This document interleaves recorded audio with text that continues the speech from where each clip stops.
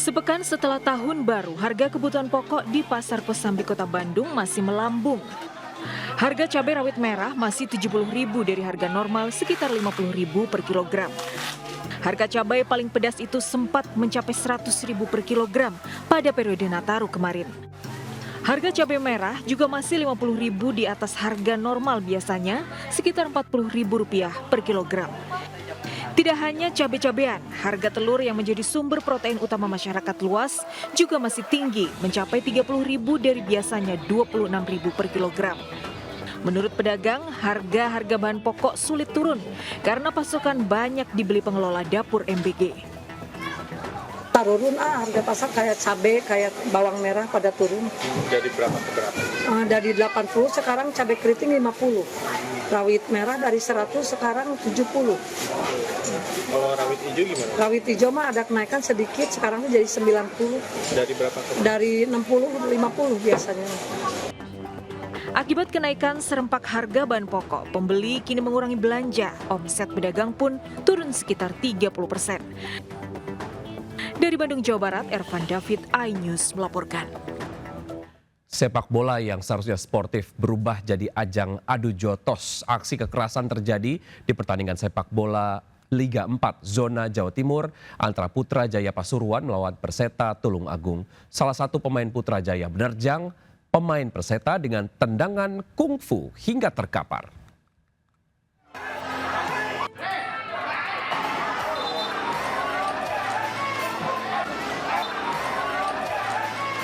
Inilah detik-detik saat salah satu pemain klub Putrajaya Pasuruan Muhammad Hilmi Gimnastiar menerjang pemain lawan Firman Nugraha dari Perseta Tulung Agung di Stadion Gelora Bangkalan, Jawa Timur dalam lanjutan babak 32 besar Liga 4 Zona Jawa Timur.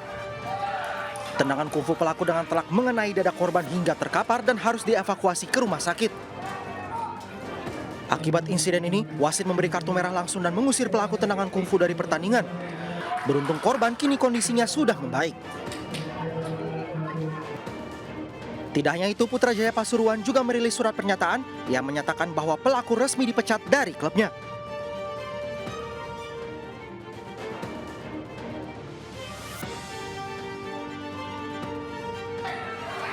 Pelaku pemain Putrajaya melakukan aksinya diduga karena emosi lantaran klubnya kalah dari Perseta Tulung Agung. Akibat perbuatannya, pelaku juga terancam sanksi pidana. Sementara itu, aksi kekerasan dalam sepak bola juga terjadi di laga Liga 4 Piala Gubernur DIY antara Universitas Ahmad Dahlan atau UAD FC melawan Kavi Jogja FC. Salah satu pemain klub Kavi melancarkan tendangan kungfu ke arah salah satu pemain UAD. Kejadian bermula saat pemain Kavi FC bernomor punggung 2, Dwi Aan alias Dwi Pilihanto, melancarkan tendangan kungfu ke arah pemain UAD bernomor punggung 24 atas nama Amiro. Mirisnya, wasit hanya memberikan kartu kuning ke pelaku. Sementara korban terus bermain meski dalam kondisi kesakitan. Usai kejadian, Komdis PSSI menegaskan jika setiap bentuk kekerasan dalam sepak bola harus ditindak melalui penegakan sanksi yang tegas dan jelas untuk menciptakan iklim kompetisi yang sehat.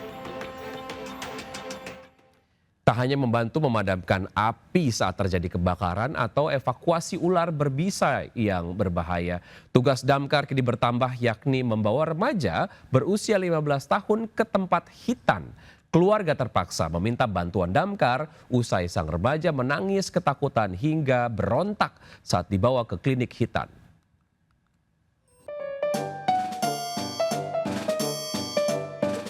Tiga petugas damkar berusaha menenangkan remaja FR 15 tahun yang menangis ketakutan saat akan dibawa keluarga ke sebuah klinik hitan di Bekasi, Jawa Barat. Bahkan sang remaja terus berontak dan melawan meski sudah dibujuk keluarga hingga petugas damkar. Namun karena kalah jumlah, FR pun tak berdaya saat dibawa menggunakan mobil menuju lokasi klinik hitan. Sepanjang perjalanan, FR masih terus menangis ketakutan hingga mendekati klinik. Khawatir sang remaja melarikan diri, ia pun dikawal oleh 4 petugas damkar hingga masuk ke dalam klinik. Video drama membawa remaja ke klinik hitan ini pun viral. Sementara itu, keluarga mengaku sangat berterima kasih sudah dibantu petugas damkar dalam proses hitan ini. Keluarga sebelumnya mengaku kewalahan membawa FR karena terus melawan dan menolak dihitan. Beruntung proses hitan tidak berlangsung lama dan berjalan dengan baik di sebuah klinik di Kampung Bulak Temu, Sukawangi, Kabupaten Bekasi. Saat difoto, FR pun nampak sudah mengganti celana panjang dengan sarung sebagai penanda proses hitan sudah selesai. Tim Liputan iNews melaporkan. Nekat melaju melawan arah dan mengabaikan peringatan warga, sebuah minibus tabrak sepeda motor hingga terseret di kolong mobil di Kalimalang, Bekasi, Jawa Barat. Video pengejaran dan penangkapan pun viral.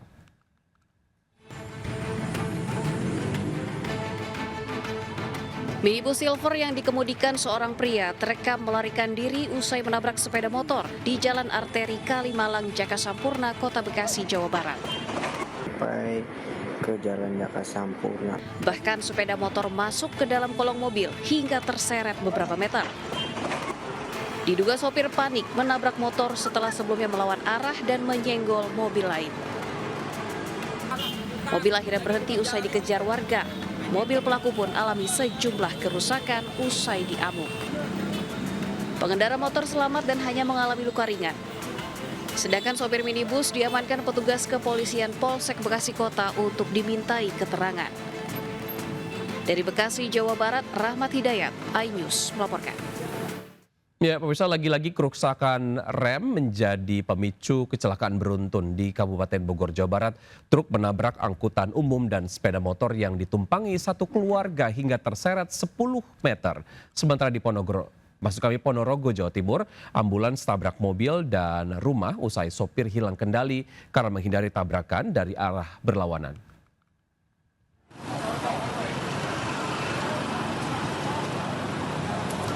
Kecelakaan beruntun terjadi di Jalan Transyogi, Jonggol, Kabupaten Bogor yang melibatkan sebuah sepeda motor, pickup, angkutan umum, dan sebuah truk.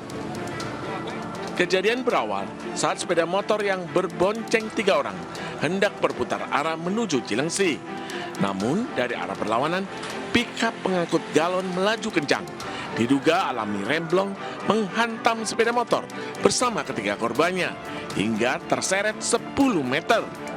Benturan keras tersebut menyebabkan pickup menabrak angkutan umum dan sebuah truk yang lain berada di depannya. Akibat kecelakaan ini, 3 orang korban terluka parah dan segera dievakuasi oleh warga dan petugas ke Rumah Sakit Umum Daerah Cilengsi. Petugas unit Gakum Satlantas Polres Bogor langsung melakukan olah tempat kejadian perkara dan memeriksa sejumlah saksi.